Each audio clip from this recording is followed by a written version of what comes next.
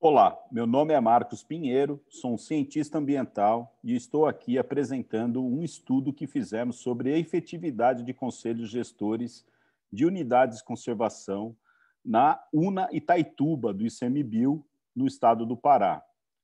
Eu e Verena Almeida fomos consultores do FUNBio dentro do programa ARPA, e a Lívia e os coautores Lívia Coelho, Gleison Freitas e Camila Silva são analistas ambientais do ICMBio que acompanharam, supervisionaram esse estudo. Os conselhos de unidades de conservação foram criados no Sistema Nacional de Unidades de Conservação, na lei do SNUC, de 2000, e ele tem como papel fundamental oferecer transparência para a gestão das unidades de conservação por meio do controle social, contribuir na elaboração e implementação dos planos de manejo e, principalmente, integrar a unidade de conservação aos diferentes segmentos sociais existentes no território, como comunidades, né, setor privado, pesquisa científica, organizações não governamentais, bem como outras áreas protegidas situadas no entorno. De forma geral, um conselho representa um importante fórum de discussão e negociação que busca assegurar a participação social na gestão da unidade de conservação. Bem, e o que é um estudo de efetividade de gestão?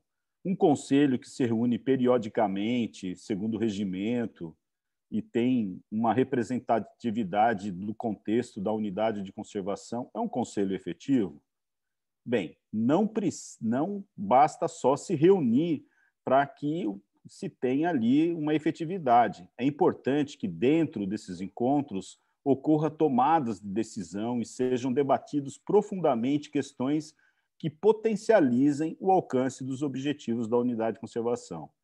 Espera-se, né, que um conselheiro, uma conselheira, uma participação crítica, engajada, onde o indivíduo detém informações suficientes e espaço político e de tempo adequado para discutir os assuntos que afetam sua vida. Falando um pouquinho das unidades de conservação de Itaituba, elas estão localizadas no sudoeste do Pará, na região de interferência da BR-163. Existem 12 unidades de conservação de quatro categorias. Os parques nacionais, nós temos o da Amazônia, Jamanchim e o Rio Novo. As florestas nacionais, Amana, Crepori, Trairão, Jamanchim, Altamira, Itaituba 1 e 2. Reserva biológica Nascentes da Serra do Cachimbo e a APA, Área de Proteção Ambiental do Tapajós. São cerca de 9 milhões de hectares feito pela gestão do ICMBio nesse território. Do ponto de vista metodológico, nós estamos utilizando o Guia de Monitoramento e Avaliação de Efetividade de Gestão de Conselhos de Unidades de Conservação, elaborado, desenvolvido pela consultora Daniele Calandino, em 2019. Esse esforço, esse trabalho estava dentro do contexto de buscar apoio e esforços do ICMBio para aprimorar a gestão participativa das unidades de conservação. O estudo, o guia, foi desenvolvido e coordenado junto com a Divisão de Gestão Participativa e Educação Ambiental do ICMBio, o BGPEA. O DGPEA é responsável por dar diretrizes gerais para a implementação, formação e implementação dos conselhos do ICMBio. Como foi um período de pandemia, nós fomos proibidos, né, devido às questões, às restrições sanitárias, de fazer trabalhos presenciais. Então, o estudo se concentrou na análise documental de 30 processos, cerca de 1.378 documentos, sendo que desses 246 documentos foram sistematizados, como atas de reuniões, ofícios, relatórios, todos focados na formação e implementação dessas unidades de conservação do UNA Itaituba. Depois dessa análise documental, nós partimos para fazer o fichamento de cada unidade de conservação segundo os parâmetros, por exemplo, o histórico, estrutura, frequência das reuniões, composição, dinâmica de funcionamento, se teve uma estrutura de planejamento, as pautas de reuniões, capacitações, enfim.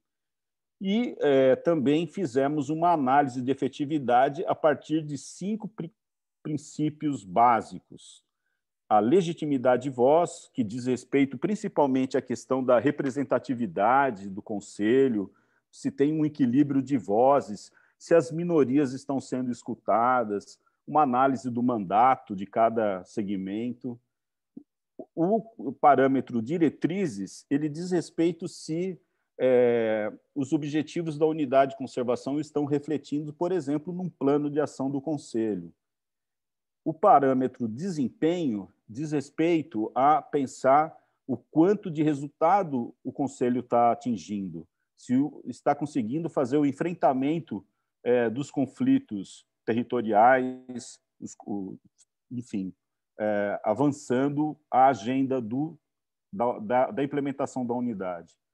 E no parâmetro responsabilidades e prestação de contas, diz respeito a o quanto de devolutivo ocorre nesses processos, tanto do ICMBio para os conselheiros, como dos conselheiros para as suas bases, né? E a questão de justiça e direito é analisado se esses direitos individuais e coletivos estão sendo respeitados, em especiais com as questões das populações tradicionais. Um estudo importante que nós nos baseamos foi um estudo de 2016 da TNC, onde ele estabeleceu uma modelagem do tamanho de equipe, aferindo que um cenário ideal havia necessidade de 43 servidores para administrar essas 12 unidades de conservação. Num cenário ajustado, 29 servidores. E num cenário pessimista, se ocorrer de ter 8 funcionários somente para fazer a gestão dessas unidades de conservação. No nosso estudo, nós identificamos que no ano de 2021, no início de 2021, chegamos a ter 10 funcionários somente e mais o apoio de 30 brigadistas e 30 policiais para fazerem a gestão. Ou seja, nós estamos implementando a UNA de Itaituba dentro de um cenário pessimista do número de funcionários. E isso pode ser observado, por exemplo, quando foi feita a tabulação de todas as reuniões das 12 unidades de conservação. Chegamos ao número de 120 reuniões, mais ou menos, né? 119, para ser preciso, e você observa que no período de 2015 e agora, recentemente, 2020, nós temos, assim, uma equipe reduzidíssima fazendo a gestão dessas unidades de conservação, implicando, então, até mesmo no cancelamento dessas reuniões por falta de capacidade operacional e técnica de seguir isso. Também fizemos uma análise dos diferentes segmentos existentes nesses conselhos, e só para vocês terem um exemplo de como foi feita a análise, por exemplo, no parâmetro de legitimidade de voz, nós fomos pontuando de 0 a 5 a cada indicador, cada critério, e no final foi feita uma somatória desses pontos. De forma geral, nós tivemos uma efetividade de gestão em torno de 58%, ou seja, moderada, mas nós temos o destaque para o Parque Nacional da Amazônia e do Jamanchim, que atingiram um alto nível de efetividade, seguido pela Floresta de Altamira, e depois um conjunto da Floresta Crepori e Floresta Amana, num nível moderado de efetividade. E, infelizmente, um nível reduzido de efetividade para as florestas de Itaituba 1 e 2. As outras 5 unidades de conservação não conseguimos fazer análise de efetividade porque nos últimos 3 anos não ocorreu nenhuma reunião.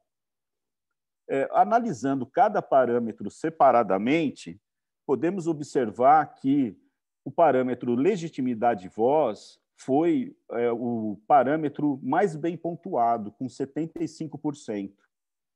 Em seguida, diretrizes também chegou num parâmetro muito interessante, cerca de 60%. Já o desempenho, um valor médio de 52% de todas as unidades, e a questão da responsabilização e prestação de contas, essa sim teve uma reduzida taxa de efetividade, na média. E Justiça e Direitos também voltou a ter uma pontuação bem efetiva. Como recomendações gerais, é óbvio que a questão de equipe é o fator primordial da efetividade de gestão, né? Então, trazer a equipe para um cenário maior, né, com um número maior de funcionários, é fundamental. E nós indicamos aqui 5 frentes de trabalhos fundamentais. Uma focada em engajamento dos conselheiros e conselheiras para mantê-los ativos e preencher as vacâncias do conselho. Uma frente voltada à implementação do conselho propriamente dito. Uma terceira voltada à questão de capacitação. Uma quarta voltada à disseminação e divulgação dos objetivos da unidade de conservação e papel do conselheiro. E uma última frente seria como se fosse uma sala de situação focada em temas voltados às ameaças das unidades de conservação. Como considerações finais, né, o estudo apontou os principais fatos como algumas das fraquezas e dificuldades enfrentadas pelo ICMBio quanto à manutenção de servidores designados para a gestão dessas unidades de conservação. Abordou ainda recomendações no nível estratégico, tático, operacional, para que, se adotadas, podem aumentar a taxa de efetividade de gestão desses conselhos, dessas unidades de conservação. No mais, muito obrigado pela oportunidade e ficamos aqui à disposição para eventuais dúvidas.